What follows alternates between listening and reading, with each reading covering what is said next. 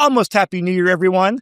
Today's podcast is a fun one. It's actually a recording from our December 2025 Property Llama investor event. We had over 100 investors join us. It was networking, drinks, plus we gave a short presentation on the state of the Colorado real estate market. We discussed, where we ended the year at, and then trends and predictions for 2026. And what makes this fun is this was somewhat interactive. We did some live audience polls in there. So you get to hear my thoughts and you get to hear what the audience thinks as well. So I hope you enjoy the show. And we got lots more content coming out in 2026 to continue exploring what opportunities are for cash flow in today's market. So with all that said, Merry Christmas, Happy Holidays, and have a Happy New Year. See you in 2026. Well, hey, good afternoon, everyone. Really appreciate you guys coming out. Can you hear us all right without the microphone? Fantastic. So I want to welcome you to our 2025 Property Llama. We got a few things going on here. It's part Christmas party, part investor appreciation. We've also been very public in documenting our growth as a company in terms of how, what we're doing and how we're growing. So it's also a part shareholder meeting. So we're going to kind of blend a few of these trends going on here to talk about today. Have you guys not met our mascot? All right. Well, now you get to meet him. Oh, huh? Yes. Oh, good guess. Get this man an extra drink ticket. Yeah. If you look closer, it's a cross-eyed llama as well. So and he's wearing a Patagonia vest. So it's perfect. That's cool. But to jump into it here, let's talk trends. This is my favorite charts out here. So the solid line, the dark line up top is single-family house appreciation. That dotted line is condo appreciation, or last couple of years, a lack of appreciation, right?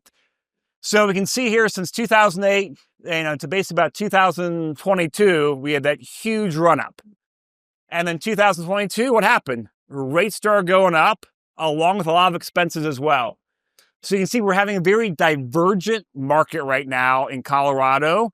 And we don't expect to change much, right? Single family homes have leveled off. They're choppy. Condos leveled off. And we're actually starting to see some price declines as well. And we'll definitely email all these slides afterwards as well. So take a picture, but also we will share all the data as well.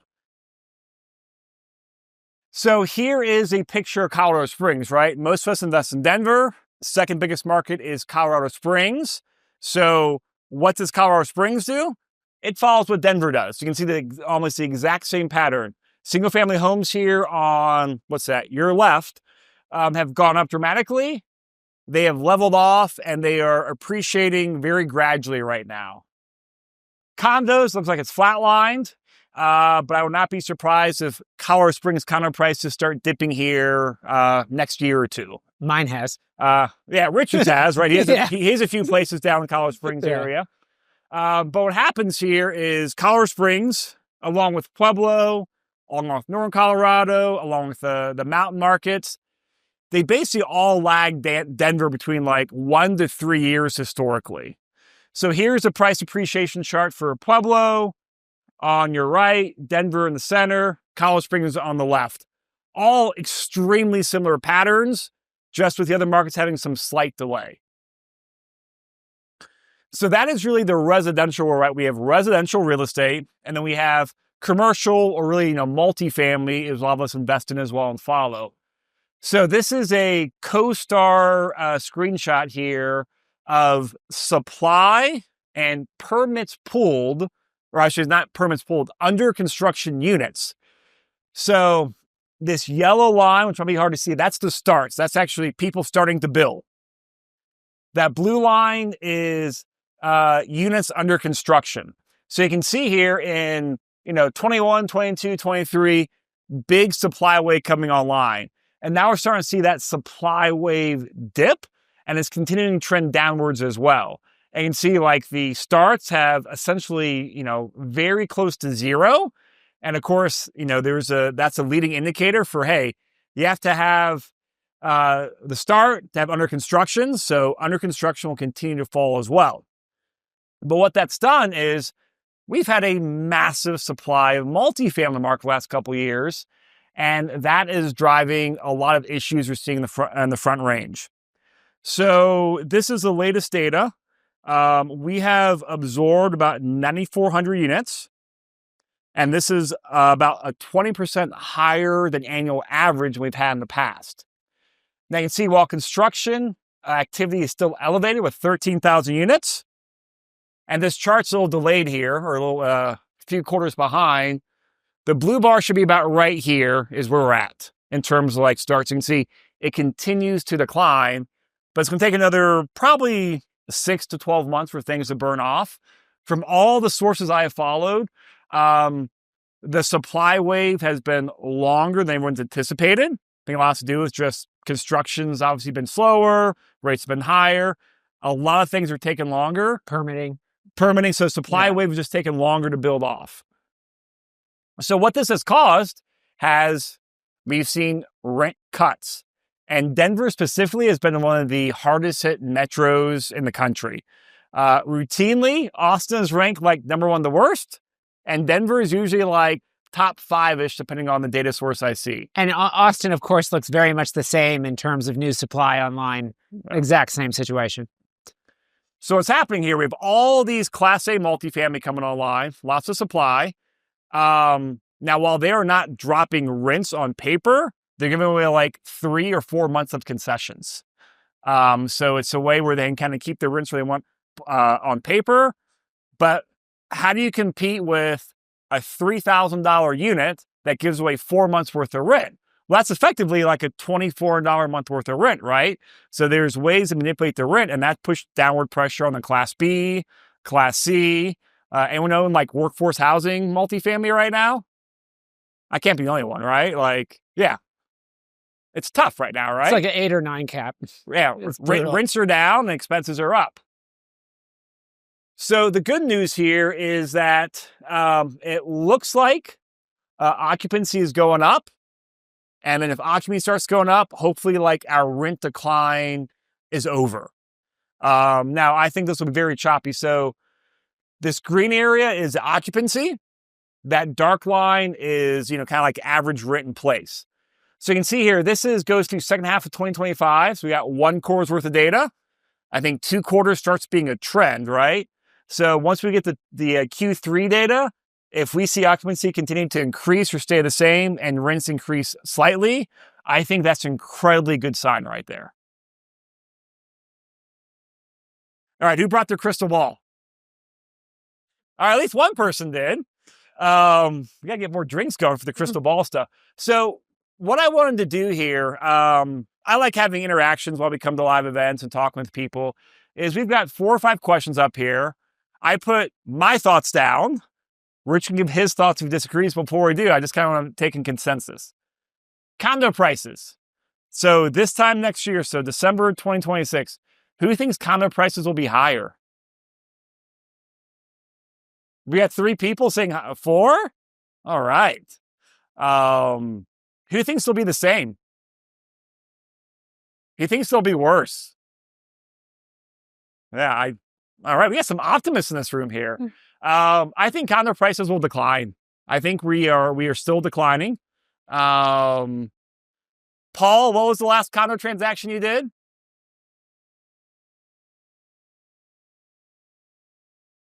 How much? 60. So was that 10, 20% was the price? It was a... Yeah, it was listed at 3. Oh. Is Troy Howe still in here? Oh, there goes Troy. So he's a lender, does lots of stuff. Troy, how many loans have you done this year for buyers on condos? So that's your first one for the year, right? Hey. Yeah, all right. So but that shows a transaction, right? It is very stalled, and prices have started dropping, and where things are going. For you optimists out there, I hope you're right. I just don't see a world where condo prices go up. Single family homes. So detached single family and like townhomes. Who thinks prices will be higher next year? Okay. Who thinks price will be about the same? Oh, let's keep both. Maybe slightly. Okay. Who thinks prices will be lower? Yeah, that's where I sit too. I think there'll be a slight decline. I did not put the chart in here, but we've had pretty big inventory build.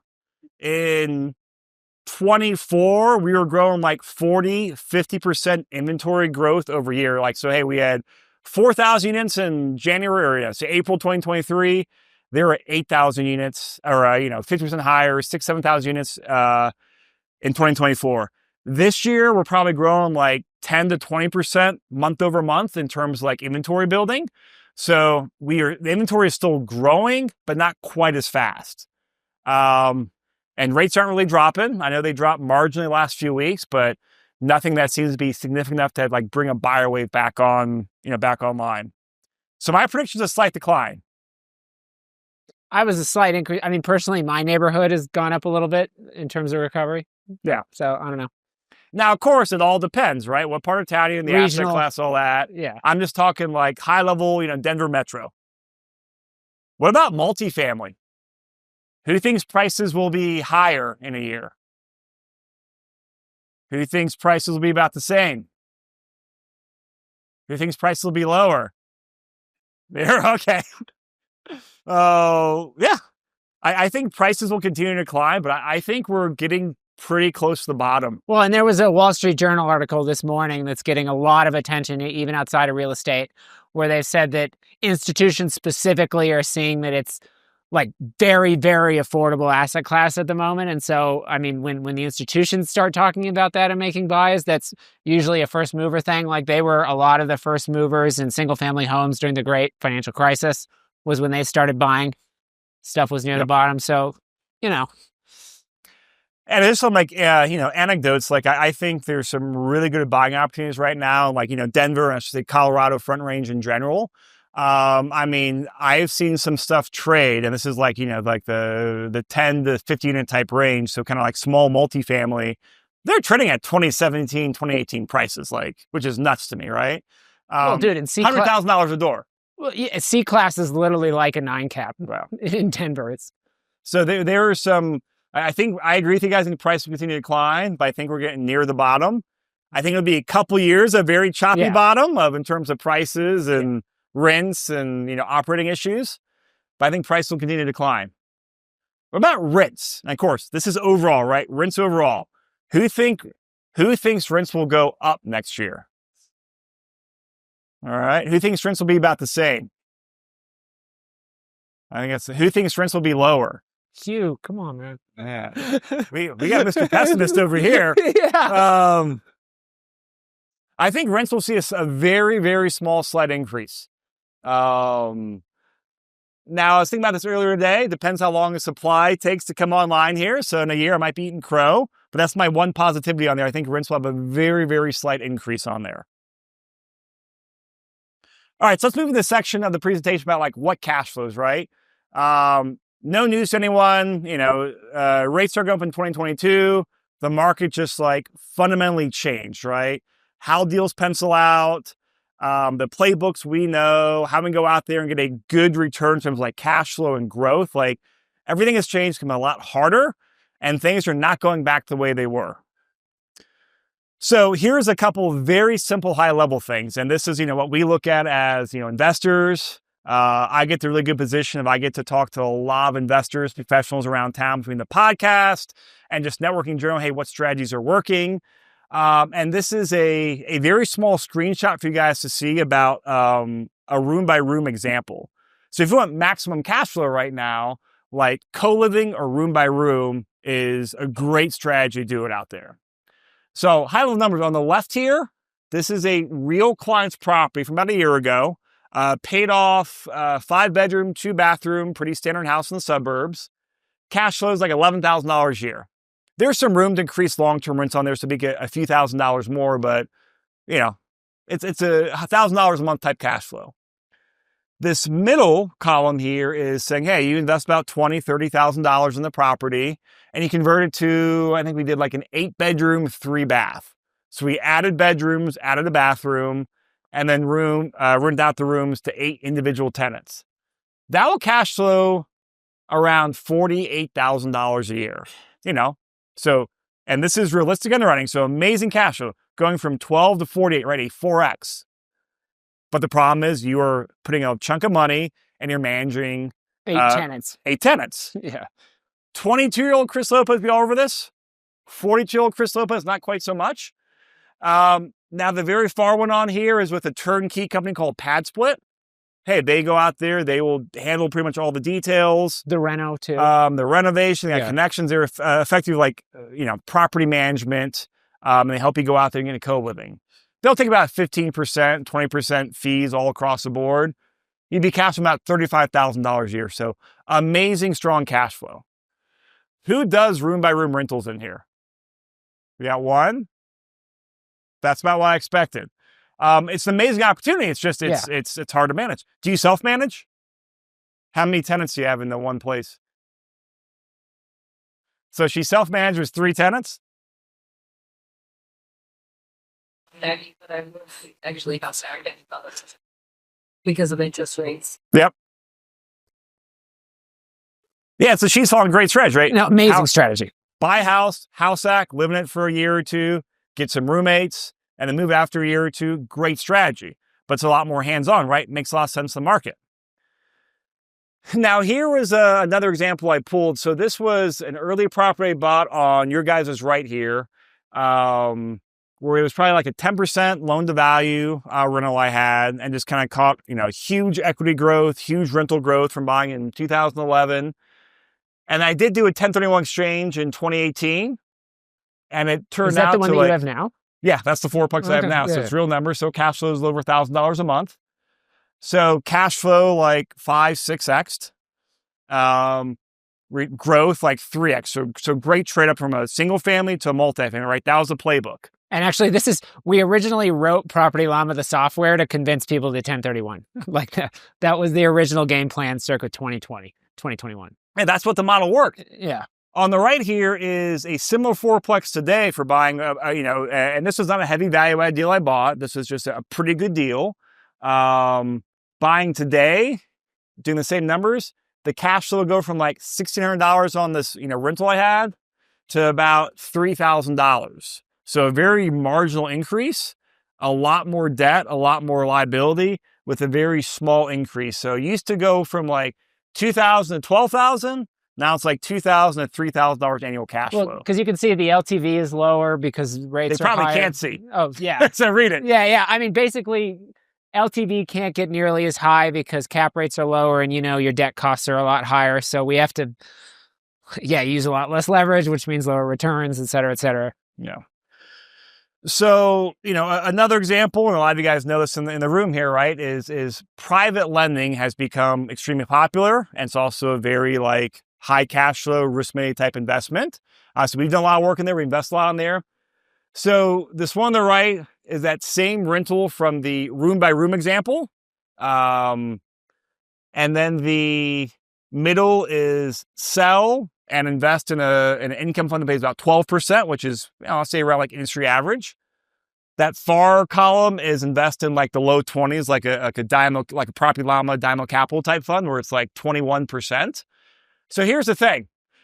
I assume there's no tax benefits. You're paying brokerage, you're paying taxes, you're paying capital gains, you're paying some depreciation or capture. You're going to take a 30% hit from what you sell it for between brokerage fees, closing costs, and just taxes. This is to your equity. Yeah, about 30%. Yeah. So in this example, he's selling a house just under $500,000, about $150,000 to taxes and closing costs. And the cash flow goes from, about $1,000 a month to about, annual, about $15,000 a year to about $40,000 a year with the more average, industry average at 12%, upwards $70,000 for, the more aggressive funds like a Dynamo Capital, higher paying funds out there. So we are, 3 to 4.5x in cash flow on there. And the reason, we're focused on here, because that's what I've done personally. That's what our investors have done. Who has sold a property here investing in a private lending fund, right? Oh, I know there's more of you guys than that, right? It's quite a handful, right? Where it makes a lot of sense in the market. Hey, high cash flow, real estate backed, and also you're hands off. So this is where we often go down the rabbit's hole in presentations. The questions always comes down, well, hey, what should I do with this property for my situation, right? There's a lot of like variables, and my classic answer is it depends. Depends on so many factors on there. So from a high level, those are some very like broad strokes on what makes sense in the market. A lot of investors doing out there. If anyone wants to go out there and do like a detailed one-on-one, portfolio analysis with one of our team members here, let us know. We're happy to sit down and actually plug your properties in software, help you understand how it's currently performing, and give you some ideas on what you could do with it, right? And we've explored a lot of ideas over the years. The other big thing that we're really excited about in January, we're kicking off our next portfolio analysis mastermind. This is our big annual kind of group. Come analyze your portfolio, come mastermind with other people, hear what other people are doing, get thoughts, and hopefully get clarity on how you can optimize your portfolio for the coming year. We kicked that off in January. So if you guys want to join that, please do so. We'll have details to follow. You'll get a lot of emails about it. Yeah, you'll definitely get some emails for it. Yeah. But if you guys have any questions, let us know, because those are high level, but then how do you filter it down to what your goals are, your risk tolerance, what makes sense for your portfolio? So I'll share this. I'm in the process. I've been mostly an equity guy over my years, just, down payments on rentals, investing in apartment syndications where it's just the equity side. I think it was about 3 to 4 years ago, I started investing in debt funds, private lending. And I started investing more and more every single year. So I'm, for my real estate allocation for my portfolio, I'm 85% equity and about 15% private lending. My plan personally over the next, let's take 2, 3, 4 years to rebalance everything, is I'm shifting to a 50-50 debt fund or debt portfolio and 50% equity. And that's for capital stack diversification. But mostly it's really for increased cash flow. I'm a lot less likely to lose money in debt funds than I am in equity deals, right? You're in a better position in the capital stack on there. And when you do, if you were to lose money, you'd lose a lot less typically too. Yeah. So I'm personally doing that. I share my goals every year. That's kind of the big rebalancing goal. So I'll be kind of sharing my numbers, how I'm rebalancing on there, combination of some self-directed retirement funds and a lot with just, rental properties and non-retirement funds. But I'm going to share that. Would love to hear other people's goals as well. But I think a lot of people are kind of shifting as well, from equity to debt. And so this kind of brings us, as I kind of shift gears from real estate trends more to the business side of things, where, hey, here's the trends, right? Our plan is, hey, what's the real estate trends? We're going to follow the trends. We're going to invest in the best deals we can. And then our business is going to help build deal flow around that so we can get deals that look really good, that make sense in the marketplace. And so one of the trends going on right now is this big active to passive, right? I'm going active passive, Rich and Alona. A lot of the people in the room here, hey, been active landlords. You're starting to shift more your portfolio to passive. That's not a Denver phenomenon. That is a nationwide trend. And so I equate this to that 2008, type of wealth transfer where, hey, a lot of us bought properties in the, 2009, 10, 11, rode that trend up, create a lot of wealth. We're going to have a similar trend where a lot of people who built wealth during that phase, they're going to start going that phase of some form of retirement and being less hands-on. Yeah, I mean, this is a phenomenon known as rotation in financial markets, very large-scale shifts of capital from one asset class to another. And that we're, for a confluence of factors, we think that, for lack of a better word, I think that the age of the single-family landlord is largely over for a lot of reasons, combination of yields and laws, and also just the demographic that owns a lot of rentals is looking to simplify. And so just major trend. Yeah. So kind of coming on this shifting gears theme, this is where I want to kind of weave in some of I talked about, hey, we follow the real estate trends. We look for deals that we want to invest to as investors, and then how can we help kind of build our business, facilitate that deal flow. And this is where I'm talking about kind of where we have found product market fit. Now, it kind of set Richard up along with Alona, who'll be signing this presentation. We've gone through a big shift in terms of what our business model has been from buying rentals to passive investing. My personal journey as an investor has greatly shifted. And I get a lot of the credit for like, hey, you guys have built a really cool business doing these trends here. You know, a lot of that credit goes to like Rich and Lone actually behind the scenes, like business operations and scale. So Richard, talk to us about first what product market fit is and just the journey we've been on. So product market fit is a term that was coined by Paul Graham, who's a guy who started a company called Y Combinator. They're probably the most important accelerator, like venture organization in the world. So what it means is like you've got product and you've got market. I mean, these terms are largely self-explanatory. Product is what you're trying to sell. The market is who you're trying to sell it to. And so what Paul Graham says, which is a great quote, is that there is no question on whether or not you have product market fit, like zero. Like it's never up for debate. It's either flying off the shelf or it's not moving. And so where we originally started was, like I said, 1031s. And then like we literally launched after the Fed had already raised rates almost to full point, and then it just went from there. We launched the software. Yeah. We launched the software after that. Then we looked into other asset classes. Like we had good theories about the correction in multifamily. You know, valuations were down a lot.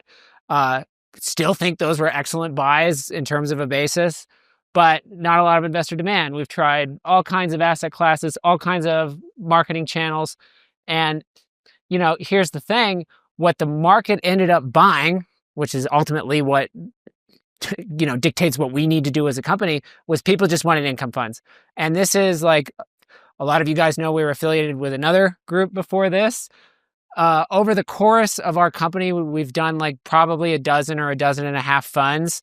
We've done 3 income funds total, and those 3 funds are about 66% of the capital we've ever placed.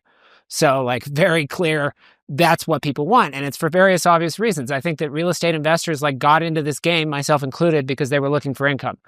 Like they are sold income. And right now, the absolute, in my opinion, best way to get income on a risk-adjusted basis is debt funds, and on an absolute basis, I would say on both. So why did income funds win? I mean, by far improved risk-adjusted returns. Like I said, on both a gross basis in terms of like your absolute amount of cash flow, and also the level of risk you take in terms of like the risk of your principal being impaired.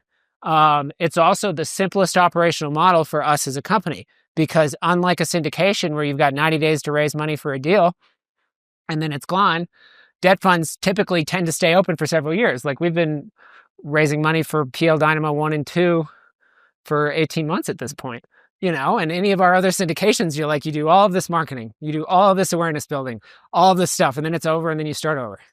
And so, you know, it works for us as a business tremendously well, and our investors like it. That's a great sign we should do more of it. And we're big believers is when something is working, you just do more and double down on it, like period. And so that's what we've done. The other nice thing, so moving on, I think you can talk about this part. Yeah. So this kind of goes back to like, I mean, a lot of you guys know we've had huge success with PL Dynamo, you know, 1 and 2. A lot of you guys are investors in here, right? It's cash flow. It's a good spot in the capital stack. And this is one of the realizations for like, hey, as a business, how can we add like, right? It's all about adding value in business, all about adding value in investment. How do you go out there and add value? And, you know, where we have realized that we bring we can bring the most benefit, the most value, is really in the income or debt funds. And so this is really focused on value-added capital. And, you know, like what we've done with Dynamo Capital, perfect example, right? They were a young fund. They still are a young fund. We started with them. They were a young fund. You know, lots of great stuff going for them. And we kind of act like a booster club for them. Hey, we brought capital. We also helped a lot. We did some advisory stuff on branding, advisory stuff on technology. We helped them come into the Colorado market. Yep.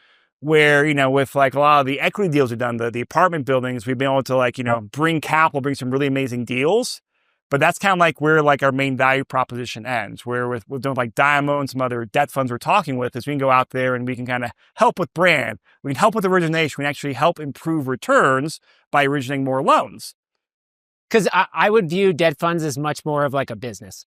Like they're operating businesses. Well, a lot of it too is like, I mean, before I did all this, I had a really highly productive real estate investing brokerage team, right? We were doing a ton of deals. We were doing 20, 25 deals a month when that's what made sense in the market. And now the market, we're doing a tenth of that at best, just because the numbers no longer make sense. And so like we understand, hey, from a business standpoint, what it takes to kind of like scale up that type of investing. And whether you're on the broker side or the lender side, it's all the same table, right? Like we're just in a different position. So we understand that model extremely well. And while like the revenue operations, the tech, the branding, the understanding to actually go out there and help like increase that. So we've really made that like our focus on, hey, income funds, we can really help scale. The market wants it, and we can truly go in there and add some additional value. So what our goal is here as we're kind of shifting into 2026 and what makes sense to the market is we are getting extremely focused on just private lending opportunities. Because, while Dynamo is a great fund, they are not a unicorn. There are more of them out there where, hey, it's great operators and they need this boost that we can go out there and provide. I mean, they're certainly very good, just to be clear. Yeah, no, they're extreme, but I'm not saying it's not like, the only one that'll ever it's not a once in a lifetime thing. It's hey, cool, there's a couple of these out there every single year. And what's exciting is as we've kind of understood this place, we've had the success track record and what we've done with Dynamo, helping them go out there, scale the business. We're in a really good position with like a case study we've built now. And this is actually creating a lot of interesting deal flow for us. So we're getting hyper focused on private lending income funds, kind of going forward, just because we're getting to really get the space. But most importantly, it follows the trends and we can add a lot of value on there. And we're starting to create some opportunity flow on there as well with our track record. So talk about some future Property Llama capital funds with that in mind, right? That's the position we're moving in and the focus we're going on out there. This literally happened this morning. Like 2 hours ago. Or this afternoon, I should say, 2 hours ago, is our main fund, the Property Llama Dynamo 2 fund. We officially closed it a few hours ago. To new investors. To new investors, and that was because the way things are structured is we have a 99 investor limit rule. So we were at that threshold and it was time to close the fund. So what that does is it allows us to go out there and say, hey, what's the next fund we're going to launch? Now, from a high level, this is a little bit breaking news, a little bit of like, I'll put an asterisk next to it. For a lot of our Dynamo investors, you guys probably know Dynamo's growth trajectory. They're anticipating that around the end of Q1, they might pause fundraising for a little bit just as they kind of grow into their next scale or and possibly grow next permanent. Operation. Potentially longer or permanently as well. Yeah. So we know for certain like the current investors in PLD2 can add more capital at the same splits to the end of Q1. A lot more details to follow, but that is as we get news, we like to pass along. This is about 7 days-ish old as we firm things up. We're in continuous discussions on this, obviously. But I want to give people as much heads up as possible. Yeah. But then this kind of brings us, okay, as we close out this fund, we're revaluing the market, what we're good at, what's the next fund we're focused on. And the common theme is, hey, we want cash flow. And then the other one here is diversification. I want access to more debt funds, more diversification, right? From an operator standpoint, geographic standpoint.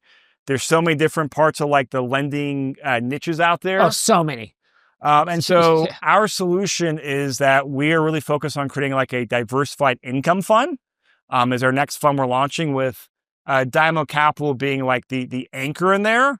But since we're anticipating them closing sometime in like Q1, maybe Q2, either pausing or closing, we want to go out there and build, other income opportunities out there for people and have the best of both worlds. We have a great anchor. And now, since we've had this success, we're attracting a lot of new deal flow opportunities as well. And this kind of brings us to the next thing where we're looking at like, right now we're in like, we got like 4 funds. We're in pretty various stages of DD on. We have about kind of 6 total right now, probably merge down to like 2 or 3. We're estimating that kind of get through like due diligence, and then we can go out to create opportunity. Why don't you talk about these, Richard? Because you're taking a lead on some of these. So Cornerstone, obviously Dynamo Capital. We all know that. Number 2 is a distressed non-performing notes buyer. Just to give some background on that, as you guys know, there's a lot of distress in multifamily. That's not a surprise to anyone. And probably, in my opinion, one of the best ways to take advantage of this is to buy the note directly from the bank instead of even buying the building, because oftentimes these these banks do not want to own the asset, first of all, and do not want to foreclose. They are not equipped, and also they just don't want to do it. And so they're willing to like sell the debt for like 50 cents on the dollar or less, just using arbitrary numbers here.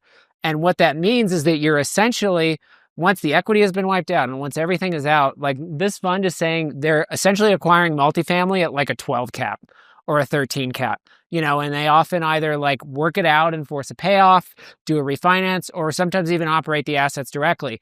Last year, they did 54%. This year to date, they're at 30%. Very promising fund. Also run by some very, very, very smart guys like ex-Millennium Capital, ex-JP Morgan type serious dudes. Next one, and actually he is here in the corner, Canadian private market lending. You guys may say Canada. And this one's actually, like, as you guys know, I mean, I actually have a background in international business. I lived overseas for a very long time. I've done business all over the place. Very intriguing. To be honest, you would, here, take a wild guess. Do you think that Canada is more, who thinks that Canada is probably more borrower friendly than the US? Right. I led the question. No, it's actually dramatically less borrower friendly for a number of reasons that we can get into later. I think it's a really great opportunity. The other nice thing is Hugh here, who runs the fund, is based here in Denver, which we really like in terms of a long-term partnership perspective and being able to create like very long-term opportunity for us and our investors. And then the fourth, this is non-real estate. I would say this is the commercial. Yeah, this is real estate. Which one's this one? You take it. Well, it's a commercial, another hard money lender. Oh, very similar to Dynamo. Yeah. Okay. Just different geographic market. Yeah. Because we got a few in there. We got a ton. Yeah. We've had some interesting ones too that we are not in here, but we've had some interesting like non-real estate opportunities come across our board as well, which we're just like, let's look at right now. But we're focused on real estate. Because we also just don't understand those. I mean, the nice thing about the amount of experience that we had with Dynamo, especially like with the amount of communication we do with Dynamo. I mean, hosting investor events, they hired us as a marketing agency. We have a very deep understanding of how at least real estate debt funds work, or at least a lot more than I do about something like merchant cash advance, for example. And so, this go around and for the foreseeable future, we will be sticking with asset-based, real estate-based lending, and another benefit of that is obviously quality collateral, assets we understand. And the other benefit is that our audience is real estate investors, and it's very easy for you guys to understand a debt fund versus if I was going to try and like tell you about merchant cash advance. I mean, I'm sure some of you know merchant cash advance, but it would be a much more difficult conversation, to put it mildly. So our plans right now is early Q1, we'll launch this diversified income fund. We're like got the 5% final details to figure out in terms of like structure. That does not mean, details next few weeks as it comes out. Not like all the final options finalized, but all be very clearly laid out. Expected returns, we're negotiating details, we're in various stages of due diligence, a lot of moving parts on there. But we're extremely excited about this. So like I said, a lot more details to follow with an early Q1 anticipated launch. Big thank you. I know we cover about a half a dozen different ideas and topics on here. We'll send an email with links for hey, if you want to meet with us for a one-on-one portfolio analysis, learn about our next debt fund, learn about the details of your PLD2 investor, all the numbers work. If you're interested in working with the Property Llama or potentially investing, let us know. But at this point, kind of just do some general Q&A and a big thank you.